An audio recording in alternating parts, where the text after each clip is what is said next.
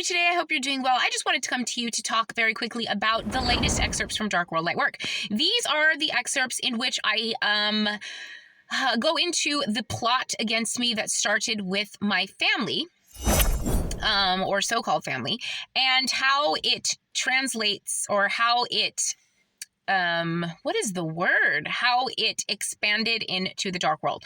So basically, my grandmother's daughter sent her daughter to, as kind of like a scout aunt, to kind of stake her claim on my grandmother's house as her dementia got worse. And that did not end well. And after that, she got very basically she wanted her daughter and her kids and everything to stay at my grandmother's house, and my grandmother didn't want her to stay because of the dangers of unchecked children, and my cousin doesn't take care of her kids. So my aunt got very upset about that and tried to enact revenge on both myself, my grandmother, and the house, on all of us. And I detail that, and the plot is very interesting because she sent her daughter over to our house, which resulted in an altercation in which we both called the police. Allegedly. I know I definitely did, and they never responded. They did not respond because it really was something that was not worth responding to. It was like I wanted the guy to leave, but he was already gone. So they didn't show up. I called them because they weren't leaving. And then when I picked up the phone to call them, that's when they left. So at the time, the cops were like, well, what do you want us to do? And I was like, I don't know. What are you supposed to do in these situations? And they were like, well, do you want us to come? And I was like, I don't know. Do you think you should come? They didn't show up. Anyway, but after that, she just really snapped. And I detail in the last excerpt that I posted before this video that this is not the first time this woman has done this.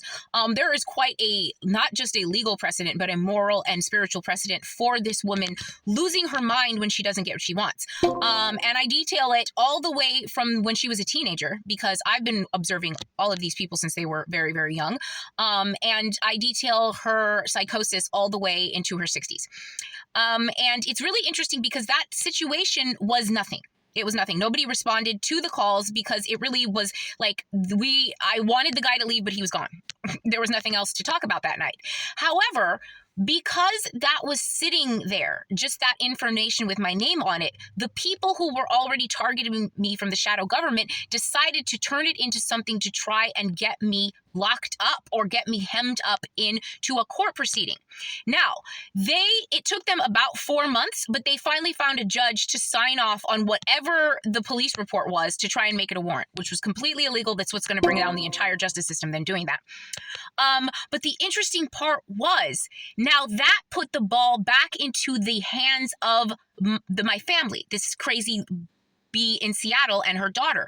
And they jumped at the opportunity to try and bring me down because that's what they wanted anyway. So this was the Spirit. This was God. This was the Holy Ghost giving everybody who was bad and everybody who wanted to come against me enough rope to hang themselves. And do you see how they were getting ping-ponged? And now she's got her sights sunk into the government. The government's got their sights sunk into her. They both think they've got their teeth sunk into me. And I'm looking at them like, you are all dead at my feet, motherfuckers. Oops, sorry. But from the very beginning, I knew that they had tangled themselves up. I was just sitting there like a spider. I'm the spider, right? It's my freaking web. And these freaking fools are in there twisting around like flies, getting hemmed up. And they thought because it took years, because it's been almost a decade, that they were going to get away with it. Think again. The best thing about this is that everybody who messed with me became on the watch list. Not just on the watch list of the good guys in the government or the good guys in the justice system, but on the watch list of the Lord and the Holy Ghost. So once I was already being watched, I was already being targeted. This is a woman who knows that her entire family has been watched by the government her whole life. I don't know what her problem is. She's one of these like turncoats. She doesn't know. She's like stupid. She's a stupid person, a low IQ individual. And she didn't realize that once she started committing white collar crimes in my name and my grandmother's name, that whoever was watching me started watching her. Hello. and the people who colluded with her, because they did pay her daughter to come and testify against me once they had thought better of it. They thought better of it. And then a year or so later, they paid her to come down, offered her a free trip. And once again, this cheap hoe fell for the bait. And she's not the only cheap hoe that fell for bait in this situation. My mother is a cheap hoe who fell for bait. This chick in Seattle, my grandmother's daughter and her daughter are both cheap. The people in Hollywood who got paid to send me weird ass fucking love bombs or whatever the fuck it was, those people are all cheap. Like, get a life, losers. And they all ended up in not bed, but in the clink, in a box with each other for messing around with me and the Holy Ghost. So that is it. And the plot thickens, the saga continues. These people are still in the midst of trying to wipe evidence.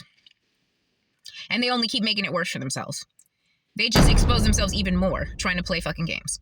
And that is it. They're done. And you are You are witnessing and watching just the end of a regime, the end of days for a type on this earth. Capitalism is done, and so is the Judeo-Christian framework and the BS. Love you. Bye.